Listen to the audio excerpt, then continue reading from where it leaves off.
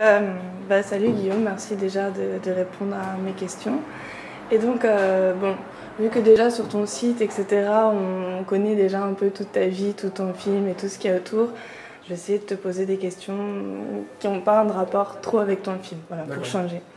Donc, je vais te lancer genre, comme un petit défi, on va dire.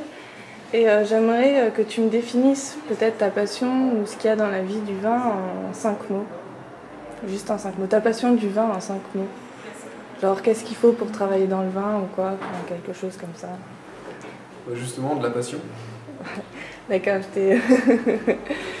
Après, il faut beaucoup d'énergie, je pense aussi. Il y a, et puis des rencontres, beaucoup de rencontres, finalement, de la formation, parce que la formation est au travers des bouquins notamment. Okay. Et puis après, je sais pas, aimer la dégustation aussi. D'accord, super important. Je voudrais te dire aussi comment tu pourrais définir ton film en 5 mots. Je pense que l'image, qui était quand même très importante, le charisme des vignerons que j'ai choisi, l'amitié aussi que j'ai pour eux, parce que c'est énormément d'amis en fait dans le film. Et puis, il me reste 2 mots, c'est ça, donc je vais essayer d'en trouver.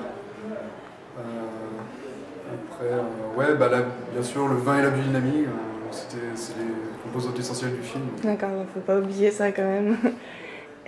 Ta tournée, tu peux la définir comment, juste en 5 mots? Dans toute la France, comme ça? Rencontres, hein, bien sûr. Beaucoup de rencontres. Intéressantes aussi, avec tous les gens que j'ai rencontrés, enfin tous les gens dans les salles. Beaucoup de diversité dans le public. Ok. Puis, des débats toujours animés. Rarement des gens qui partent avant la fin du film aussi. Ah, t'as des gens qui sont partis avant? Non, jamais. Ah, ouf. Non, mais c'est quelque chose quand même qui est important quand on est réalisateur du film, de voir qu'il n'y a personne qui part de la séance. Ah oui, c'est clair. C'est vrai que ça doit faire quelque chose, s'il y a quelqu'un qui part avant. Et toi, est-ce que tu peux me répondre à cette question? Toi, est-ce que tu pourrais réussir à te définir en 5 mots, enfin, surtout toi et par rapport au vin et tout, enfin comme tu veux quoi. Si je dois me définir en 5 mots...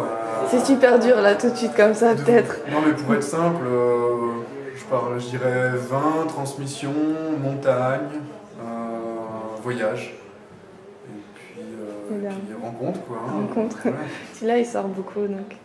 Et est-ce que lors du tournage ou de la tournée aussi que tu fais, tu as vécu des moments atypiques, fun, amusants ou tout simplement marquants? Enfin, je sais pas, un truc que tu aurais envie de nous dire.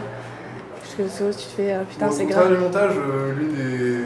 Enfin, j'ai presque déjà dit, mais c'est vrai que c'était de la rencontre avec Jean-Noël Roy qui était vraiment sympa.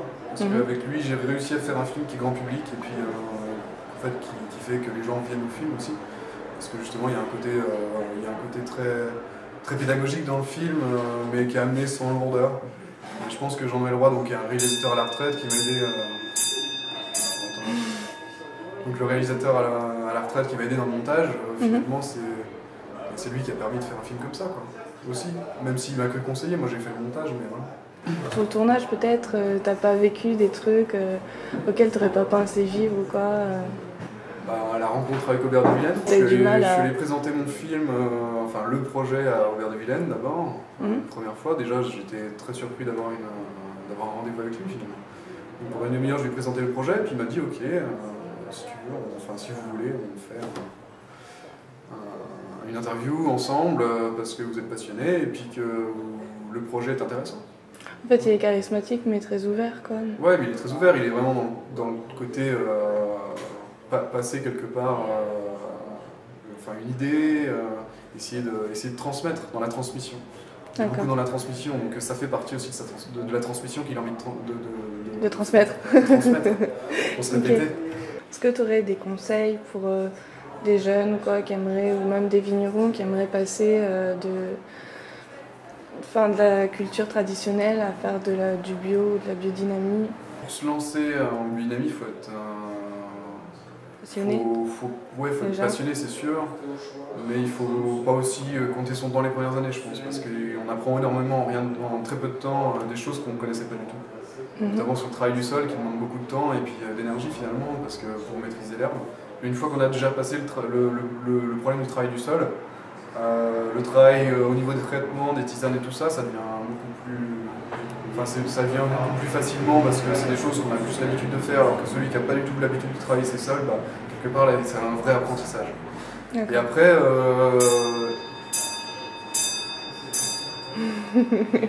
Et après, en fait, le mieux, c'est aussi d'aller à la rencontre d'autres vignerons qui peuvent expliquer et puis qui peuvent faire part de leur expérience, en tout cas sur les mêmes sols, sur les mêmes terroirs, sur un petit peu les mêmes choses. Il y en a un petit peu partout en France, donc des gens qui sont passionnés et puis qui travaillent comme ça.